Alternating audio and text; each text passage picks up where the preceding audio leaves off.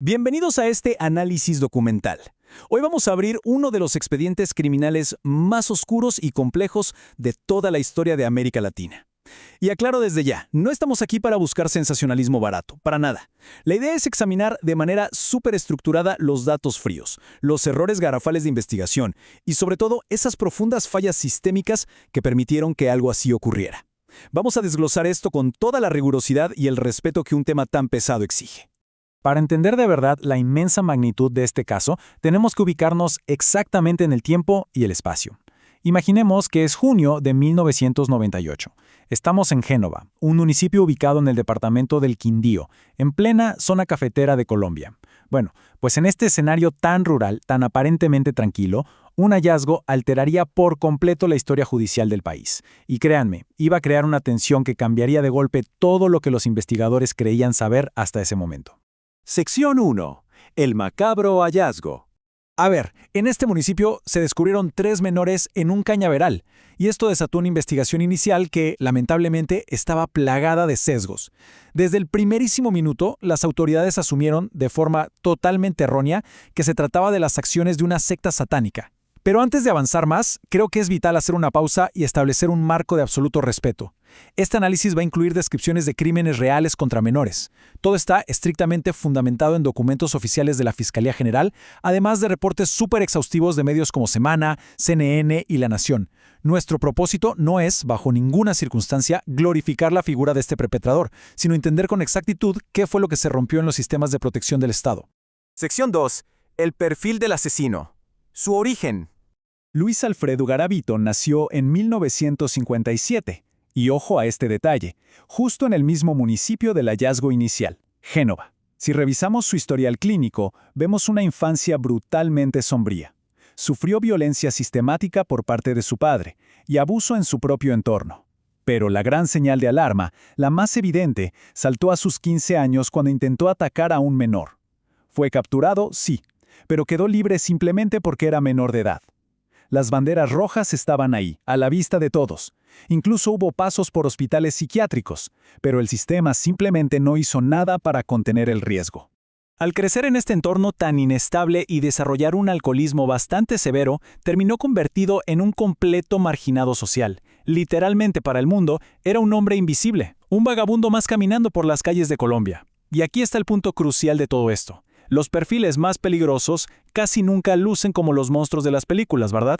Muchas veces pasan completamente desapercibidos. Su condición de hombre en situación de calle, desempleado y sin rumbo fijo, lo ocultó a los ojos de la sociedad.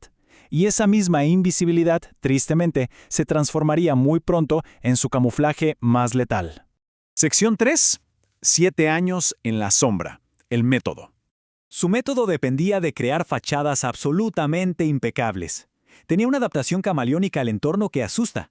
Un día podía ser un inofensivo vendedor ambulante, al otro día se vestía como un monje religioso, o de pronto simulaba ser el representante de una fundación de caridad. Incluso llegaba a los pueblos apoyado en muletas para fingir una discapacidad. Y todo este teatro, todo este enorme engaño, estaba dirigido a un blanco súper específico. Niños en extrema vulnerabilidad, de entre 8 y 16 años. Se acercaba a ellos usando disfraces que inspiraban o una lástima absoluta o una autoridad total. Ahora, imagínense el nivel operativo de este individuo. El rango geográfico fue masivo. Operó en 13 departamentos colombianos e incluso cruzó las fronteras de manera súper sigilosa hacia Ecuador y Venezuela. Para ganarse la confianza de estos menores, usaba el engaño más básico pero terriblemente efectivo. Les ofrecía pequeñas sumas de dinero, paseos o falsas promesas de trabajo, solo para alejarlos y llevarlos hacia zonas despobladas. Y lo más revelador, lo que nos muestra la mente detrás de todo esto, es que él mismo documentaba sus crímenes. Coleccionaba meticulosamente recortes de periódico, literalmente como si fueran trofeos de una cacería interminable. El vacío que hubo en la investigación resulta alarmante cuando nos ponemos a ver las fechas. Fíjense en esto. Todo inició por allá en 1992, en Jamundí. Tuvieron que pasar 6 agónicos años hasta el descubrimiento masivo en Génova en el 98. Para ese entonces los restos ya estaban dispersos en más de 60 ubicaciones diferentes por todo el país. El hecho de que lo capturaran recién en el 99 nos demuestra una ventana de tiempo gigantesca en la que este sujeto simplemente se movió a sus anchas por un país entero sin levantar ni una sola sospecha estructurada. Sección 4. El error y la captura. El desenlace. Finalmente la investigación vio la luz, y fue gracias a la memoria de un sobreviviente. Resulta que, años antes, un menor había logrado escapar y se guardó un nombre en la cabeza.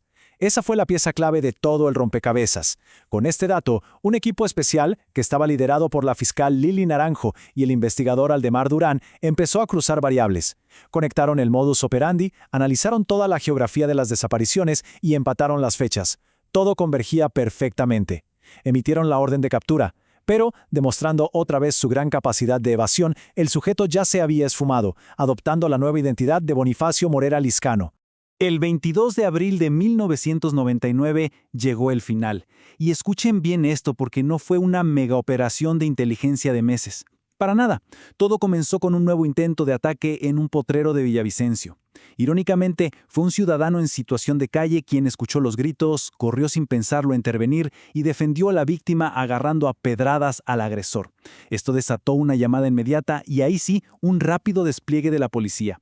Durante la detención, el hombre juraba llamarse Bonifacio, pero al verificar la fotografía en el sistema, los registros confirmaron su verdadera y escalofriante identidad.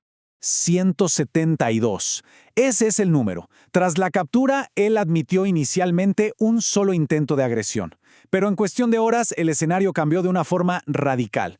Pidió un mapa, y ahí, señalando con una frialdad absoluta, punto por punto geográfico a lo largo del país, comenzaron las confesiones. Esa enorme cifra que ven ahí corresponde únicamente a las víctimas letales que lograron ser formalmente confirmadas por la justicia. Pero las repercusiones nos hablan de una dimensión que es todavía mayor. La confesión inicial llegó a los 140 casos, sí, pero las autoridades estimaron que la cifra real superaba fácilmente los 200, al sumar los crímenes transfronterizos. En términos de la justicia, se le dictó la mayor condena en toda la historia de Colombia, 1853 años. Aunque claro, por las leyes que existían en esa época, el tiempo efectivo de reclusión se tuvo que ajustar a un máximo de 40 años. Esta historia terminó finalmente entre rejas, con su fallecimiento en prisión el 12 de octubre de 2023. Sección 5. Los niños invisibles. Una reflexión final. Llegados a este punto, resulta absolutamente imperativo asimilar una pregunta fundamental que nos deja este caso, una que nos queda dando vueltas en la cabeza.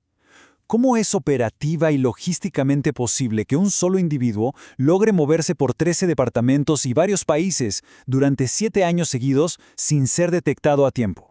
La respuesta, por más trágica y dura que sea, apunta directamente a la negligencia sistémica. El factor común de absolutamente todos los menores afectados es que vivían en la pobreza extrema.